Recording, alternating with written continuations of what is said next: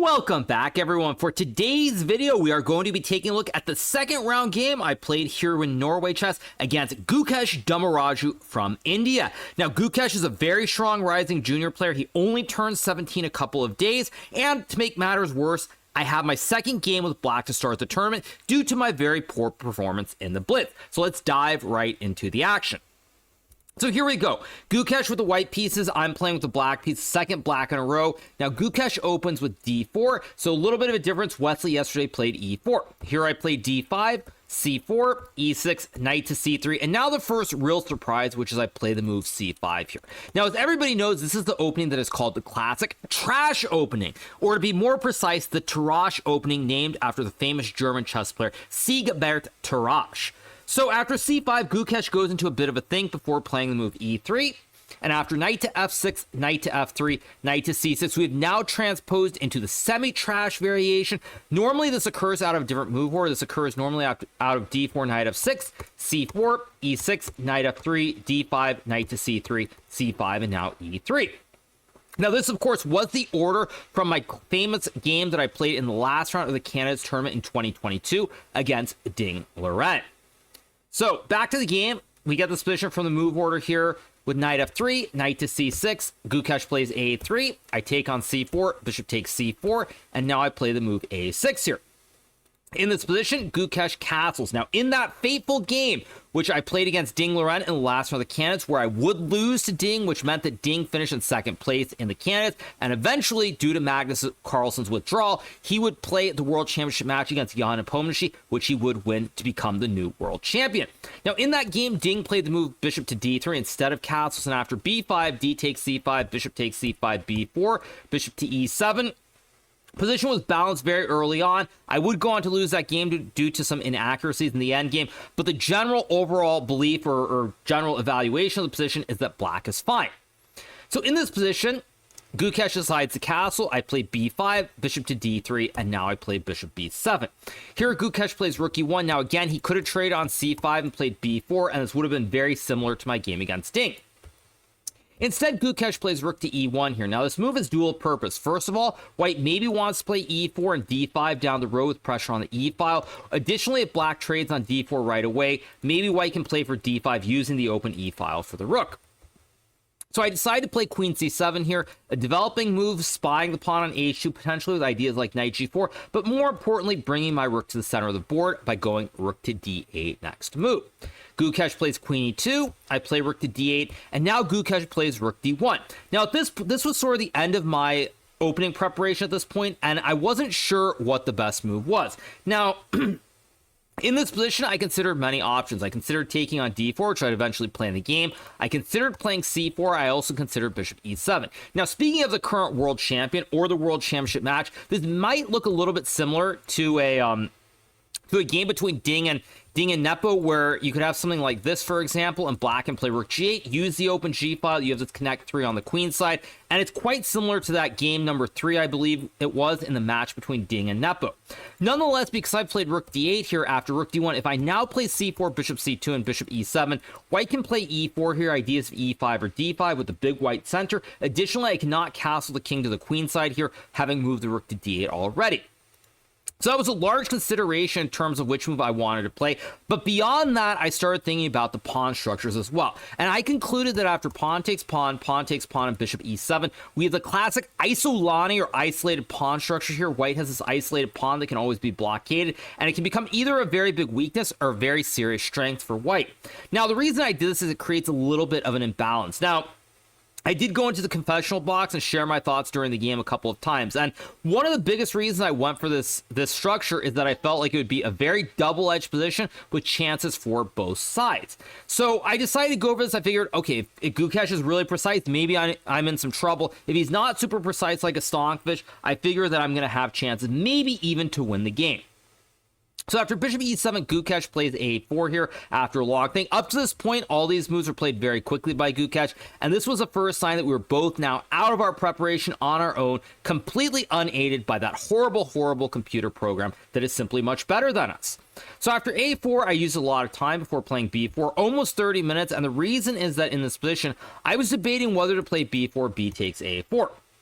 Now, b takes a4 is maybe a playable move, and after bishop takes a6, castles, and rook takes a4, I simply wasn't sure what's going on in this endgame after, say, rook a8, bishop takes b7, takes, and queen b7, and knight c3. White is up a pawn here with these two pawns on b2 and d4, but they're also rather weak, and it's very easy after, say, rook to d8 to put pressure on this pawn on d4. The pawn on b2 is always under attack, potentially, and I wasn't really sure, is this completely fine for black, or am I going to end up in some trouble in an endgame? So I spent a lot of time debating whether to take on a4 or not, but at the end of the day, I wasn't 100% sure that it should be a draw. Now, obviously, now that I can see the computer evaluation, I know that b takes a4 would have been a completely reasonable move, but I decided to play b4.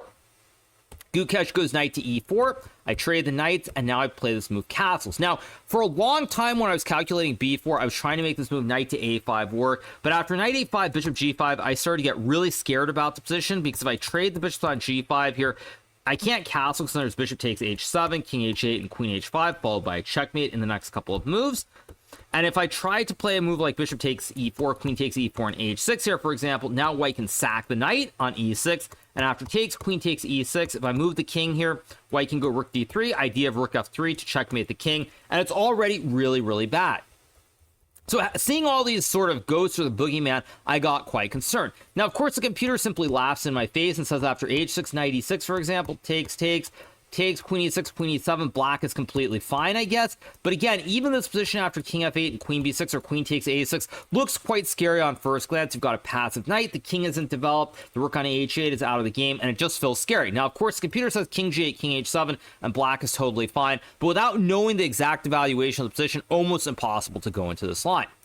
So I decided instead to castle. Gukesh plays bishop to e3, developing his bishop, and now I go knight to a5, offering the trade of the light square bishops. Now, one thing that's really important to note in isolated pawn structures like this, where you have d4 and e6, is that if you can trade off more pieces, generally in the long run, it's going to be better for the side that does not have this isolated pawn. And the reason is that if we say trade the bishops and I get rook d5, rook d1, rook d8, it's very easy for me to put a ton of pressure on this pawn on d4 with the rooks, the bishop, the knight, maybe even the queen, and white simply has to guard this weak pawn on d4 here. So for that reason, generally when you have the isolated pawn, you're not looking to trade down pieces unless you can get rid of the isolated pawn. For example, say white could play d5 and get rid of it, then you're happy.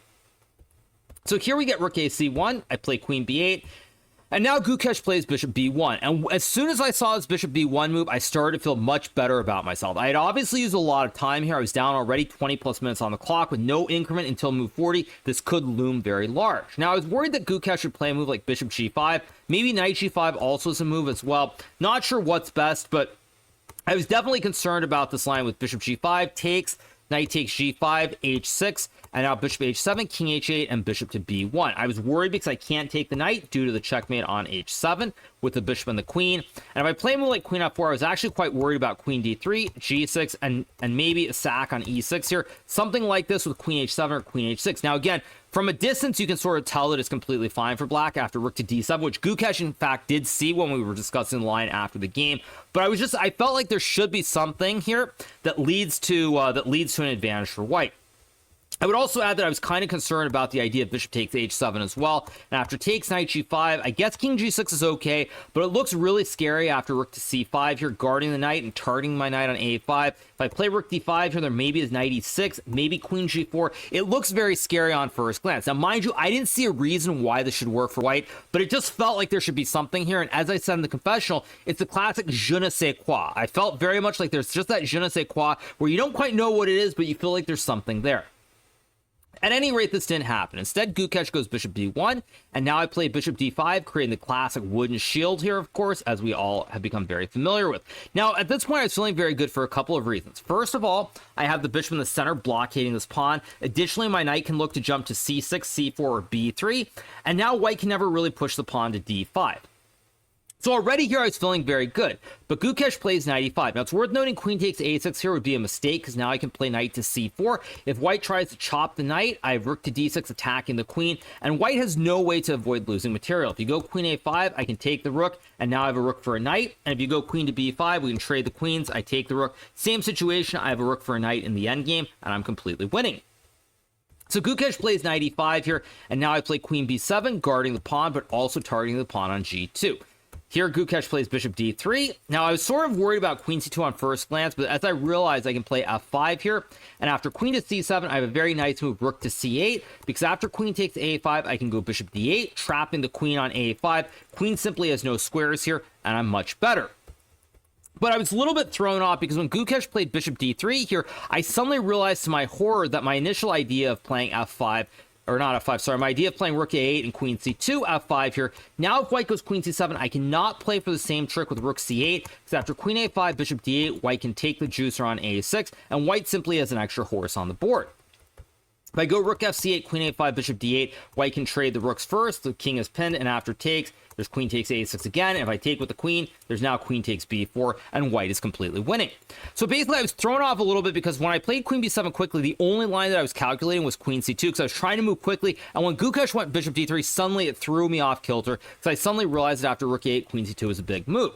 So in this position, I used 20 minutes to play rook a8, and then Gukesh played bishop f4 after an 8-minute thing, and suddenly I was very angry with myself because I thought, you used 20 minutes calculating this queen c2 line, and then he goes bishop f4. Why didn't you just play rook a8 immediately, you bozo? So I was really worried about queen c2, because if I play f5, queen c7 here, I thought that I have to basically play something like f4, but after queen takes b7, bishop takes b7, bishop d2, I wasn't sure what's going on. The pawn on b4 is weak, f4 is weak, white can infiltrate and create the kebab with rook c7, and overall, with all these weaknesses, the 3 pawns that are weak, the infiltration on the 7th rank, my knight on the rim, it felt very, very shaky. So I spent a lot of time, but finally I realized I had no choice. I had to play rook a8 to guard the pawn, and here we got bishop f4, and now I play this move f5. Now, the reasoning behind f5 was quite simple. First of all, I want to close down this diagonal for the bishop towards the pawn on h7. Secondarily, while white has a great knight on e5, I can play around this knight. I've got the great bishop on d5 that's guarding everything, and I feel like I should be okay. Now, it turns out that f5 is a mistake. Probably if I hadn't burned 20 minutes, I could have used 20 minutes here and maybe played this move, knight to b3. But I was actually worried that after knight b3, rook to c2, I didn't have a clear-cut plan. If I take the juicer on d4, there's the fossil with bishop takes h7, king h7, and rook d4. And already this feels very scary because white can try to lift the rook to the h file or the g file. There's queen h5, and it just doesn't look quite right. Now, of course, computer says king g8. I literally don't care, and it's all good. But for us humans, it's just not that simple. So I play f5 here, trying to dominate this light square bishop, and now Gukesh plays knight f3, an excellent move, trying to go for the classic kebab with rook to c7. Here I play bishop to d8, stopping rook c7, and now Gukesh plays the move rook to e1. In this position, I go knight to b3, targeting the rook on c1, and here Gukesh plays this move rook c2. Now, keeping with the trend of the last couple moves, none of these were moves that I was expecting. First of all, starting with bishop f4, this surprised me. I was sure he would go queen c2. Knight f3 surprised me. It's not the move I was expecting either. And then Gukesh played rook e1, which also was not a move that I expected. So it felt like I was using time, and then every response Gukesh played was not a move that was in my sort of evaluation function. I was not analyzing these moves, and he kept surprising me. So here I go knight b3, and again he surprised me with rook c2. I was actually very worried if Gukesh had tried to sack the rook with rook to c4. So if I take the rook after bishop takes, suddenly I'm getting crushed here. The knight's under attack. If I go knight a5, there's queen e6, king h8, and bishop d6, and look at these bishops here on d6 and c4, just putting massive pressure on the rook on f8. If I go knight takes c4, white can simply take the rook here. Let's say I move the knight, and now I think knight to e5 with ideas like knight f7 or knight to g6, it's just simply game over. So I was very worried about rook c4, but luckily Gukesh goes rook c2. Now, another reason I was scared was in this position, another line that I was kind of afraid of was this move rook c5 here, putting pressure on the knight, because if I play a move like knight b3, maybe white can again sack the rook on d5, and after e takes d5, bishop d6, there's queen e6, there's knight e5, the rook on f8 is loose, and it feels really, really scary. So it felt like every decision, every move was super critical at this point, and that generally doesn't happen in a lot of these games. But generally, there are a couple of moments that are critical, but in this game, due to the isolated pawn structure, every move is super critical for both sides. So we get rook e1, I go knight b3, surprise me with rook c2 instead of rook c4, I go bishop b6, trying to put pressure on the pawn on d4, and now Gukesh plays this move queen e5. Now, again, this was another move that completely took me by surprise. I was quite sure he would play bishop e5, creating his own wooden shield here in the center of the board, but when he played queen e5, I could sort of feel like this was a mistake, but I wasn't 100% sure why. So I end up playing rook a c8 here. Now, keep in mind, at this point, I'm down about 7 minutes, no increment till move 40, so I have to start speeding up a little bit. So I play rook c8, very logical move, because after we trade the rooks, now I control the c file here, and with his rook on c8, now white can never try to, say, trade off the light square bishops. One of the big issues I have if I go knight b3 too early is that maybe white can play bishop c4 here, try to trade off the bishops, because say I go king h8 takes. If I take, I lose the pawn on e6. If I take, then white can go bishop e5 again, and white's doing really, really well, and the knight is simply out of play on b3, because the pawn on d4 is guarded. So at this point, I figured logically, with no idea of trading the light square bishops, now my light square bishop is amazing on d5, and I should be better. So Gukesh plays queen e2, trying to target the pawn on a6. I have to go rook a8, which is kind of annoying. I'd love to push the pawn, but after bishop a6 here, I would simply lose my rook or my queen. So I go rook a8 to guard the pawn on a6, and now Gukesh plays queen e3. Now, again, in this position, I was expecting Gukesh to play something like bishop c4, and after knight takes d4, takes, bishop takes d5, I thought that after queen takes d5 and a move like rook to d1 here, potentially, I'm still a little bit better here because I have an extra pawn with e5, bishop e3, but realistically, it's hard to believe that I should be winning here. I can play a5, let's say we trade the bishops on d4, white goes queen f3. Even this endgame, for example, it's very, very hard to believe this is losing, because after king f7, king e2, king e6, white can just go rook c1, and now I can't really stop the infiltration on either c5 or c7 here, and I feel like white has enough counterplay to draw the game quite simply. But Gukesh instead plays queen e3. Now, when Gukesh played queen e3 here, I started to realize that Gukesh wants to play for more than simply a draw. So I played queen c6 here. Now, my idea is simple. I attack the pawn on a4, but also I try to control the c file now with my queen on c6, which also holds both the bishop and the pawn. Gukesh plays bishop e5, and now I go queen to d7. Now, I wasn't really sure what I should do here, but due to the limit time situation and the fact that there's no increment until move 40, I had to make a quick practical move. I could not calculate deep variations. Now, one line that I would have loved to calculate was queen takes a4, but there were a few problems. First of all, I was worried about bishop c2 pinning the knight here, but I was also worried about bishop takes g7 potentially, and after takes, queen g5. Maybe this position is still a draw, maybe it's a draw, but it looks really, really scary here, and I just wasn't sure. Maybe king f8 is actually zeros according to the computer, but without knowing, you can't really play this, and I didn't want to spend like 5 minutes here, because then I'm down to 7 minutes, no increment, and bad things will happen. Now, computer actually likes bishop c2 more, and after rook c8, I guess there's bishop to d1, and apparently white is better here, because if I play queen a2, unpinning the queen here from the bishop on d1, now white goes queen g5, and I'm getting checkmated because of the classic right triangle. So I played queen d7, just a practical move. Maybe take the knight, maybe put pressure on d4, just guard the pawns, guard everything here, and now Gukesh plays knight g5. Here I go knight to a5, and now he plays the move h4 after a bit of a think. Now in this position, at first I was a little bit worried about this move, bishop to f4, but apparently after knight c6, knight takes e6, rook to e8, bishop takes f5, I can go g6, bishop to h3, and now after knight to d8, I'm simply winning due to the pin of the knight. White takes my knight, I take his queen, he takes my queen, but then I ice skater him with rook takes e1, and the king has no squares. And if you move the queen to say e5, I can simply take the knight on e6, and I have an extra horse, and the rest should be very straightforward. So Gukesh spends a lot of time before playing h4. Now, note how he's 8 minutes and 30 seconds. I have 10 minutes. So now I'm up on time. We have about 8 minutes to go, but every move is super critical still. So I play knight c6, logical move to target the bishop, and now he plays rook c1. Now, this move also confused me. I was sure he was going to play h5, forcing h6, and then going knight h3 and knight f4. And black is probably a little bit better after I trade, and we get this position with bishop c7, queen e3. Queen takes a4, but I wasn't 100% sure what was going on after, say, rook c1, bishop d6, and knight to f4. Again, hard to judge, but this is what I expected. Instead, Gukesh goes rook c1. I take the bishop on e5, he takes, play h6, knight to h3, and now I go rook c8 trying to trade the rooks. Here he plays rook e1, which apparently is a mistake. Computer actually thinks after trading and queen to e3, white is okay because the a6 pawn is still very weak. The queen covers the c1 square, so there's no infiltration on the c file. And white can also go knight f4, putting pressure on the bishop on d5, as well as the pawn on e6. Now, all I saw when I played rook c8 was a trade and bishop takes a5, which looks logical. If I take the bishop, white takes my bishop, and now white has one extra pawn here and should win the game.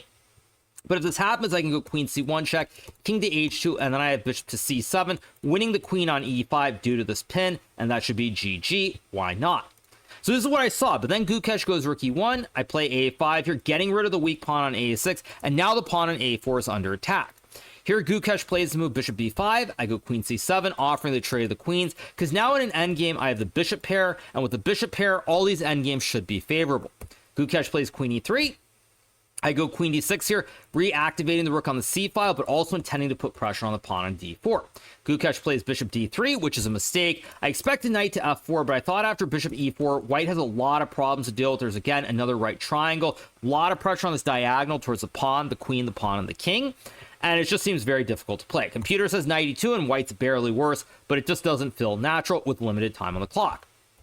So here Gukesh plays bishop d3, and now I spot this move bishop a2, which I play after 12 seconds. Now, another important thing to keep in mind is not just the time pressure as it relates to having no increment, but after move 40, you only get 10 seconds per move for the rest of the game. So if you get too low on time, it's not like you're going to get 15 minutes or 30 minutes on move 41. You're going to have to play with whatever time you have left on the clock. So it's also played quite a bit in terms of my decision making, realizing that I can't just play slow, because I have 10 seconds for the whole game. Unless it's a clean endgame, there's no way I'm going to win.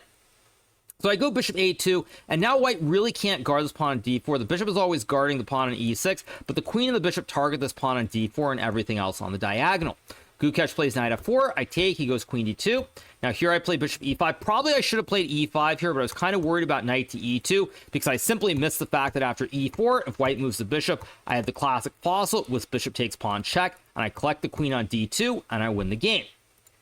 So I play bishop e5 after about a 20-second think. He goes knight g6, bishop f6, he plays queen e2, and now I go queen to d4. Now at this point, we've now passed move number 40, so we're getting 10 seconds per move, but we still don't have much time. I only have 44 seconds, Gukesh has 19 seconds, and with only 10 seconds per move in a very complex position like this, anything can happen. So I play queen d4 here, trying to win a second pawn on b2.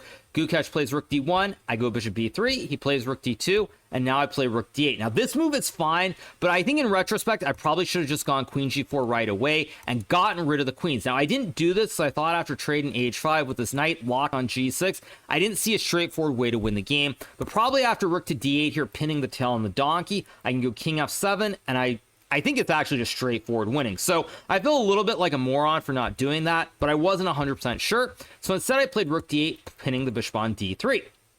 Gukesh plays h5, locking the knight on g6. Now we have a bastion, and here I go queen g4. Gukesh plays queen e3, and now I play this horrible move, bishop to d4, which is a bad move with 16 seconds on the clock. Now this is a very big mistake by me here. The reason is that now white can move the bishop away from d3, and their checkmate ideas, which I completely had overlooked when I played this move. Now, Gukesh very quickly played this move, bishop e2, and I'm praising the Lord that he played bishop e2, because if Gukesh had a little bit more time, he probably would have found this move, bishop to f1, which is actually much better, because now both of the bishops are under attack, and I can't go to d5, because then I hang the bishop on d4, and if I go bishop a2, for example, white can now play b3, and now the queen guards the pawn, rook's attacking the bishop, and I'm probably just losing here, especially considering the time situation, the fact that white's moves are so obvious. Instead, Gukesh plays bishop e2, and the reason this move is incorrect is because now I can play queen e4. Now, you're also probably all wondering, well, even after bishop f1 or bishop e2, why can't you take the queen? The reason I can't take the queen is because after rook takes rook, if I go to the edge, there's rook to h8 checkmate here, the knight and the rook mate the king. If I go to f7, there's rook to f8, the knight and the rook cover the critical squares. So I can't take the queen in either case. But the problem is after bishop to e2, queen to e4, now if Gukesh takes the bishop on b3, I have this nice fossil with bishop takes f2 check, and after king takes bishop, rook takes rook, the game is simply over for white. You have to play something like queen e3 to not lose the bishop. I trade the queens, take the pawn, and here with all the extra pawns, the rook is much better than the bishop and the knight. I can push b3, go rook a2, and it's just very hard to play. Now, it's interesting to note the computer still says after knight e5, king to f8, knight c4, rook a2, takes rook a4, knight b3. It's not completely over, but again, after rook a3, bishop c4, and e5, with the big black center, bringing the king in, this should be winning in the long term. So Gukesh instead trades the queens, not seeing anything else. And now after we trade the queens, I can start to breathe a sigh of relief, because now we're headed towards an endgame where I have the bishop pair, and it should be pretty easy to find moves. So here Gukesh goes king f1. It's a real pity for him that knight e7 check doesn't work. So after king f7, knight c6, forking the rook and the bishop. Again, I have the fossil with bishop takes f2, king takes f2, and rook takes d2, winning the game. So he goes king f1, I move the bishop back to f6, avoiding any tricks, and now the rooks come off the board, and now I can definitely breathe a sigh of relief, because now we're in an endgame. I have the two bishops versus the bishop and the knight, and even though white has decent chances to draw, there's zero risk for me to blunder and lose the game. I'm not going to allow a fork or anything like that, so now it just becomes a matter of technique, and I can definitely play every move within the 10-second limit. So Gukesh goes knight e5 here. I take the pawn. Note he did not go bishop b5 here because he's worried about bishop f6 winning the pawn on b2. So he goes knight e5. I take a4. Bishop c4, king f8, he takes. I go bishop f6 here, attacking the knight. And here he plays knight g6, king e8, and now he goes b3, bishop b5, king e1. And now the endgame really starts in earnest, where I have one extra pawn on the queen side. The bishop and the knight are sort of preventing my king from getting into the game. But again, due to this weak pawn on h5 specifically, there should be no way for white to save this.